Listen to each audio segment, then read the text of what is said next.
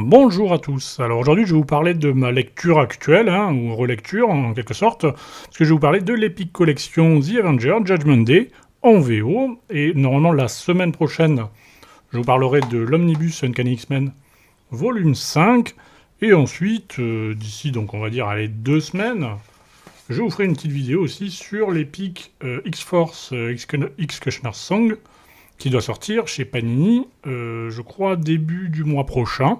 Mais moi, je vous ferai une petite vidéo pour vous montrer un petit peu ce qu'il en est avec l'édition en VO. Mais donc là, comme il n'y a pas grand-chose qui m'intéressait ce temps-ci chez Panini, donc voilà, je me suis lu ça, que j'arrivais à récupérer pour pas très cher. Donc c'est un épique VO des Avengers, avec Roger Stern principalement. C'est le volume 17, consacré à l'année 1987. Et à l'intérieur, vous allez avoir... je ne sais pas si on va bien voir, voilà. Donc les Avengers 278-285, le 16e annuel, le graphic novel Emperor Doom, la mini-série X-Men The Avenger, et West Coast Avenger, l'annuel numéro 2. Voilà. Et sans surprise, le truc le moins bon dans le lot, c'est clairement le West Coast Avenger, l'annuel, mais bon, j'y reviendrai. Donc il y a pas mal de double dipping dans ce volume, puisque bon, vous avez forcément des sortes voilà, enfin la mini-série avec les Avengers que vous allez retrouver dans les épiques ou intégrales, si vous suivez ça, j'imagine, en VF des X-Men. Vous avez aussi un peu de double dipping avec les West Coast Avengers. Alors, je suis pas sûr, mais il me semble qu'en VF, je sais pas où ils en sont en termes d'intégrale, mais je sais pas s'ils sont arrivés déjà à cette période-là, c'est-à-dire l'année 87.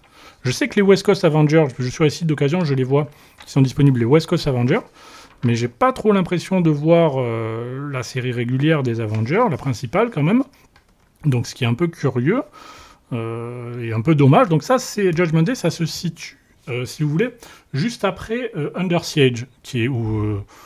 en français, c'est État de siège, voilà, je crois, qui doit être pas mal connu parce que, bon, enfin, pour ceux qui le connaissaient de l'époque, bien sûr, mais il y a eu pas mal de rééditions, y compris dans des éditions un peu anniversaires, etc.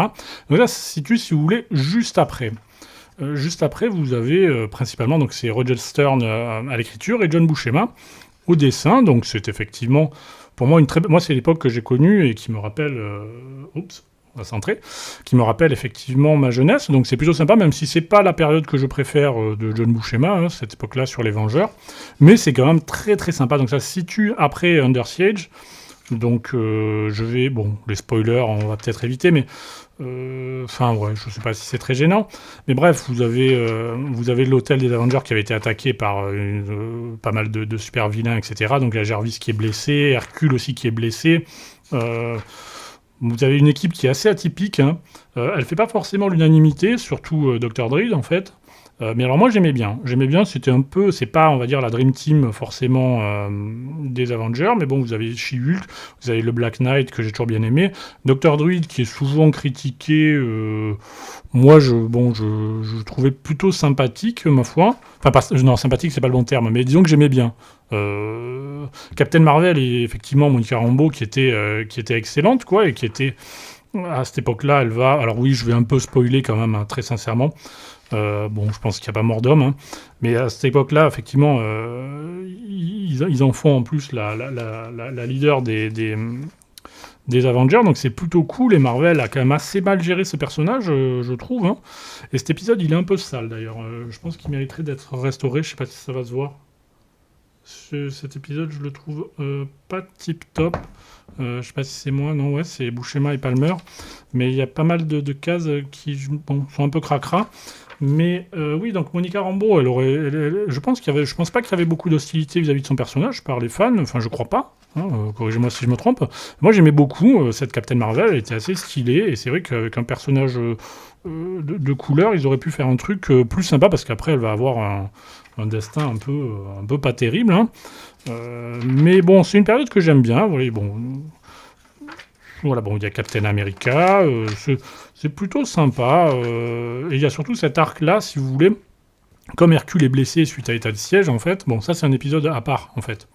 D'ailleurs, c'est qui? C'est Bob Hall, ouais, qui, bon, c'est le Avenger 280, on va suivre un peu Jarvis, qui va nous faire un peu un historique des Vengeurs, bon, c'est un peu une sorte d'épisode récapitulatif. Moi, je suis pas ultra fan, c'est beaucoup de blabla, on va dire, quoi. Après, on reprend donc effectivement l'histoire principale. Alors, moi, là, pareil, Buscema, je l'ai connu plus inspiré sur Thor. J'étais pas fan de ce design avec la barbe et l'armure qui lui sert à le protéger, parce que, bon, là aussi, spoiler, hein, mais bon, il est blessé, enfin, il a une malédiction d'Hela, la déesse asgardienne, etc., qui fait que ses os sont friables, ou je sais plus quoi. Donc, il a besoin de cette armure, en quelque sorte, pour assurer, quoi. Et donc ils vont être confrontés surtout aux dieux de l'Olympe, donc à Zeus, etc. Et ça va faire un petit arc qui est quand même, que moi j'avais trouvé extrêmement sympathique, avec Dionysos, et j'ai toujours bien aimé quand ils affrontaient les divinités, et là c'était quand même assez stylé, et franchement je sais pas si c'est disponible ça actuellement en VF, dans une édition ou une autre, mais je trouve que c'est un arc qui le mériterait, parce que franchement, c'était, bon, on voit Arès, Zeus, etc. Donc c'était plutôt pas mal. Il y a Namor, donc il y a quand même pas mal de monde. Voilà, Namor confronté à Neptune. Parce qu'en fait, si vous voulez, Zeus, bon, il pète un peu les câbles, il reproche aux Avengers, si vous voulez, de pas, enfin, les blessures d'Hercule. Donc du coup, il va vouloir un peu leur mettre leur race, quoi, et forcément, ça va bastonner sévère, et il y a pas mal d'actions, c'est très très sympa, c'est pas le meilleur de John Buscema, je trouve, mais il y a quand même pas mal de choses très très sympathiques. Moi, c'est une période que j'apprécie beaucoup. Là, on voit, ouais, c'est Tom Palmer à l'ancrage, ça se sent avec la guêpe. Oui, donc ça, je sais pas si c'est disponible en français, mais c'est quelque chose que j'aurais tendance à recommander plutôt pas mal. C'est la série régulière des Avengers. Regardez quand même Zeus et tout, il est assez vénère, mais j'aime assez. Et Captain Marvel qui est sympa aussi. Regardez quand même le Black Knight, comment il est cool. C'est quand même du bon, hein. C'est John Buscema, c'est rarement, enfin c'est pas rarement, c'est jamais vraiment mauvais, hein.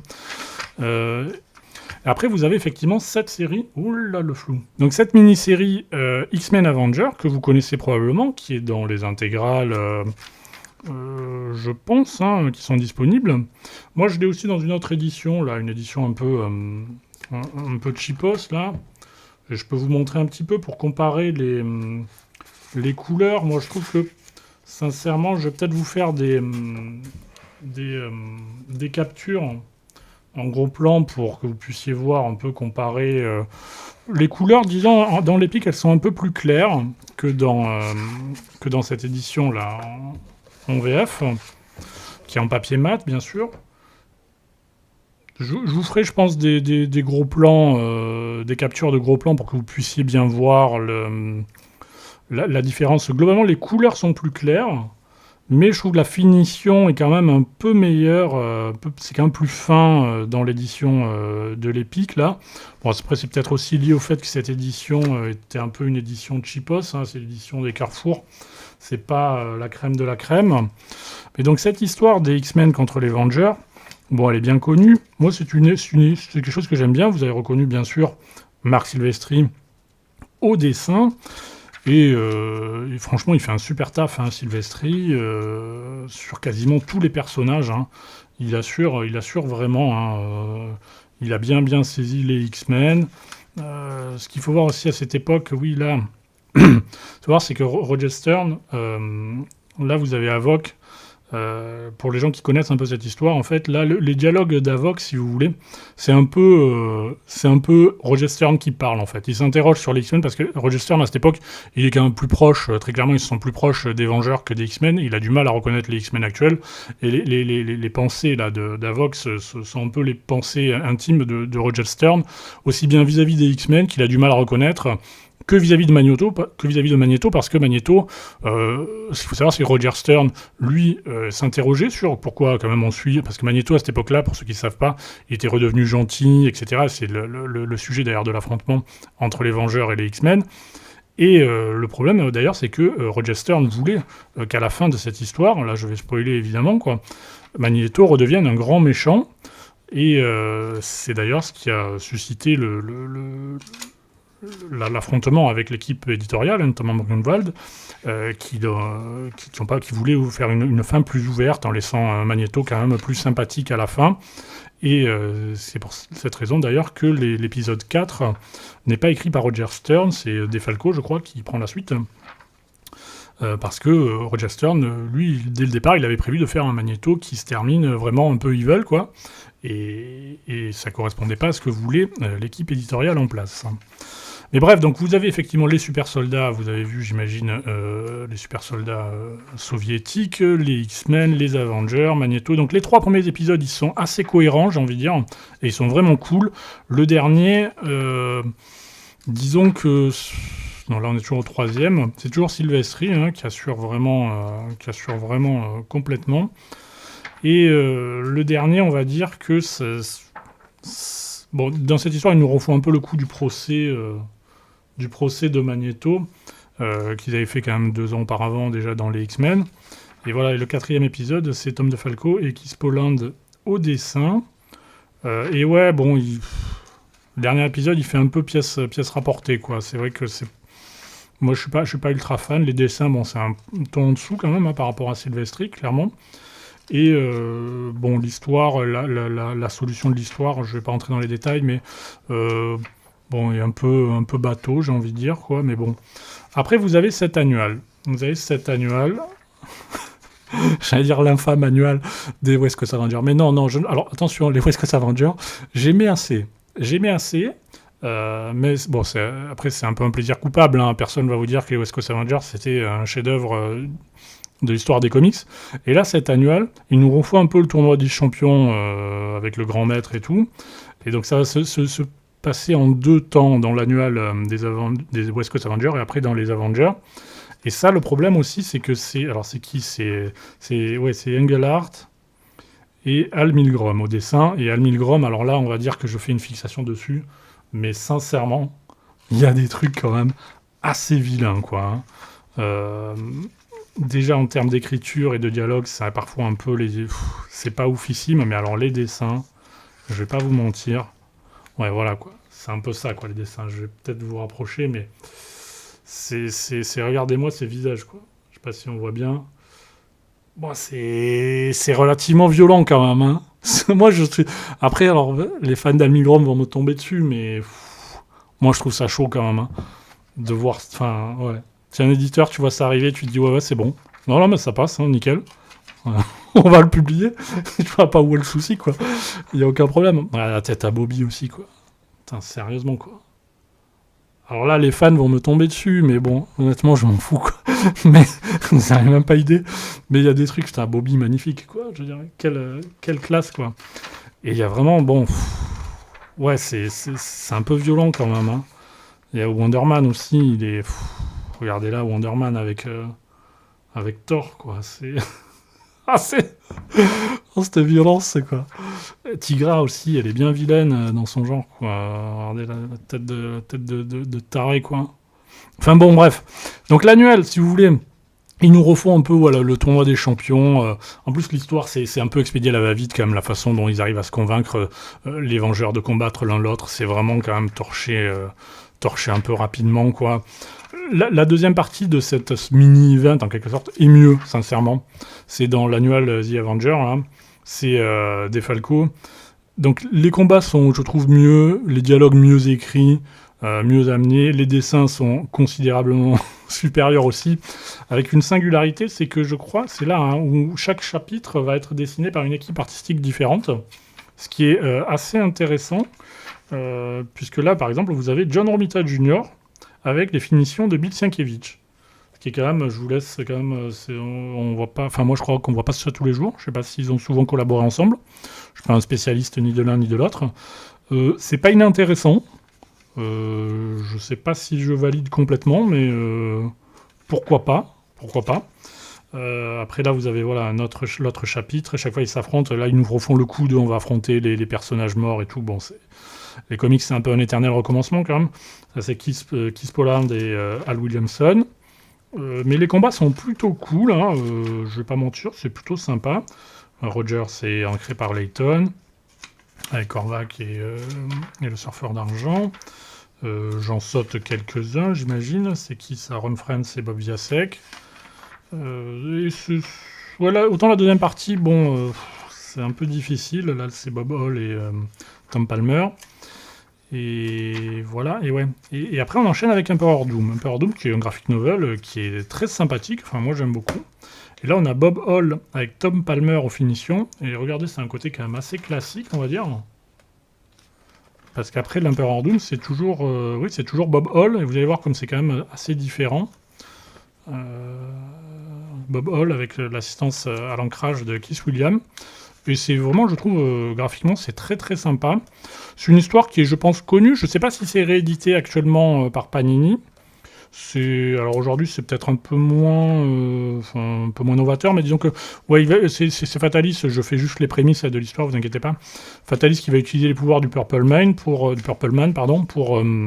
prendre, qui va trafiquer un peu ses pouvoirs pour prendre le contrôle en fait de la population mondiale. Et ça évoque des thèmes assez intéressants. C'est qui a fait ça? C'est pas Defalco? Non, c'est qui? Je sais pas de bêtises. Non, c'est Michelini. D'accord. Michelini. C'est intéressant, il va aborder des thèmes sur la liberté, le totalitarisme, etc. Même si, sincèrement, je trouve que ça va un peu trop vite. Ça va un peu trop vite, ça aurait mérité d'être un peu plus approfondi, notamment sur les côtés quand même... les côtés négatifs de la perte de la liberté individuelle.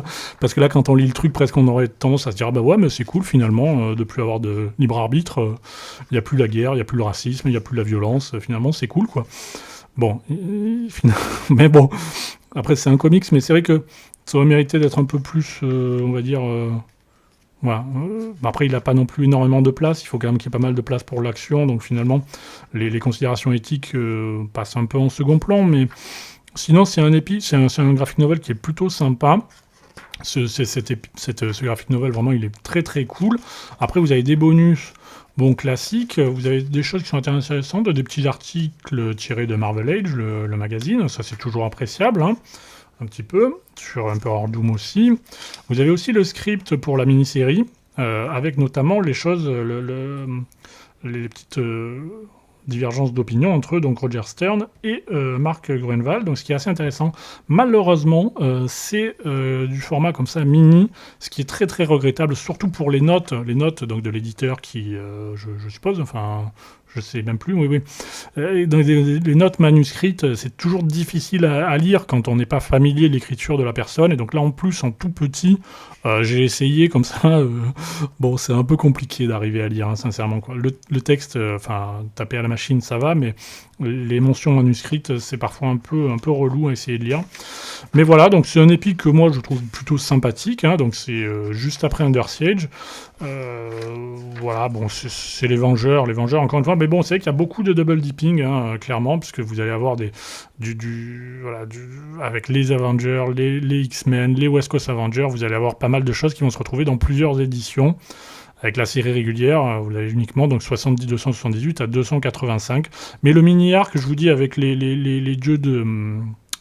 Zeus, etc. Franchement, il est très très cool. Si vous ne connaissez pas, je vous le recommande assez chaudement. Voilà, à la semaine prochaine pour l'Omnibus Uncanny X-Men. Allez, à plus!